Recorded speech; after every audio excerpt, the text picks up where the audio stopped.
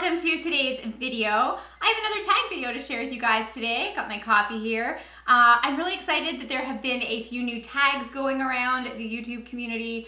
I feel like there was a bit of a tag drought for several months, but there have been a couple recently that I've really enjoyed watching and wanted to kind of go through the questions with you guys and give you my insight. So today's tag is called the My Makeup Style tag. I saw Samantha March post this the other day and I really enjoyed watching her and listening to her answers.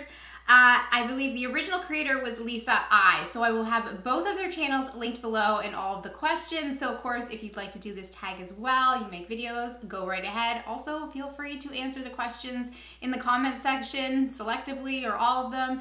I always love hearing from you guys. So let's get into it. All right, so question number one is what kind of eye primer do you use and why? That is a very easy question for me to answer. I always go for the e.l.f. Eye primer. This I believe is the $3 one. They also have a $1 primer. There are like 3 reasons that I use this. 1, it is $3. 2, it is cruelty free, and 3, it's super effective. It's got a little doe foot applicator.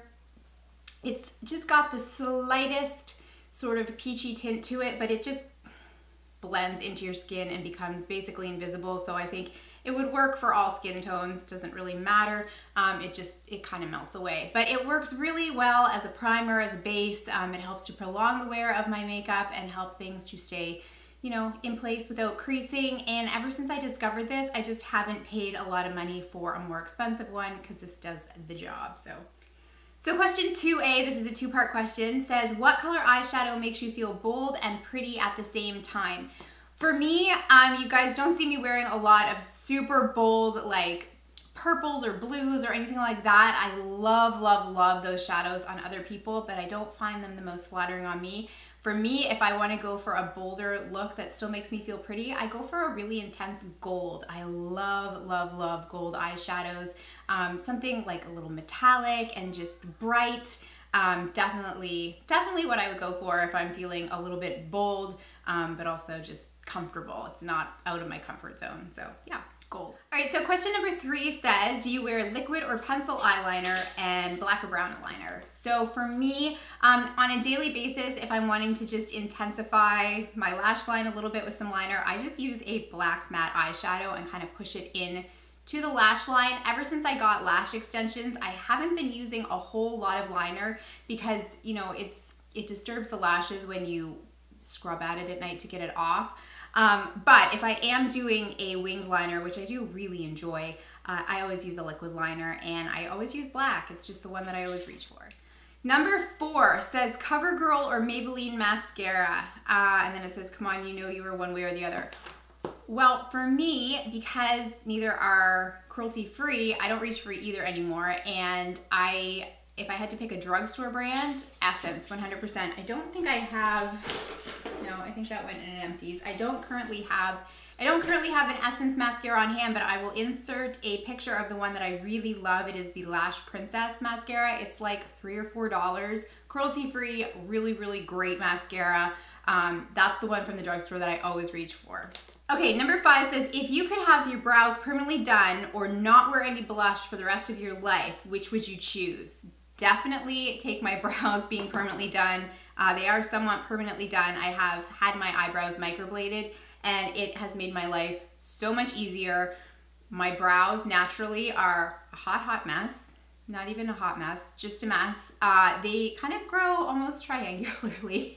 And it took me a long time to get them under control, but I just wasn't great at, you know, filling them in myself, evening them out, and this like microblading has made my life very, very easy. I don't mind putting blush on every day. I like playing around different colors. So 100% I would go for permanent brow. Number 6 says, does your best friend or you wear more makeup?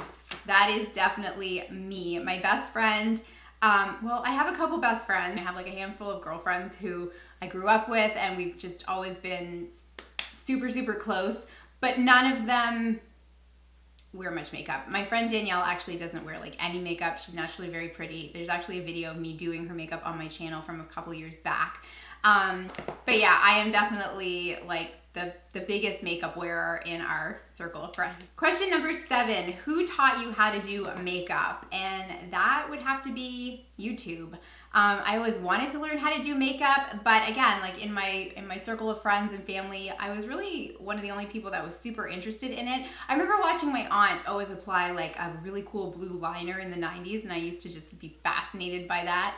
But yeah, not a lot of my friends or family were really into makeup. My mom always put mascara on in the car if we were going somewhere, and a little bit of lipstick, which I still find like amazing that she can ride on like a bumpy dirt road, because we lived in the country, and apply mascara. That's a skill. So it was back in like 2010, 2011 when I really became interested in, you know, really wanting to learn how to properly apply makeup. And so I started searching on YouTube. I remember Marlena from Makeup Geek was definitely one of the first people that I ever watched. She used to have really in-depth tutorials where she'd show like her MAC brushes and her, you know, yeah, definitely YouTube is where I learned how to do my makeup.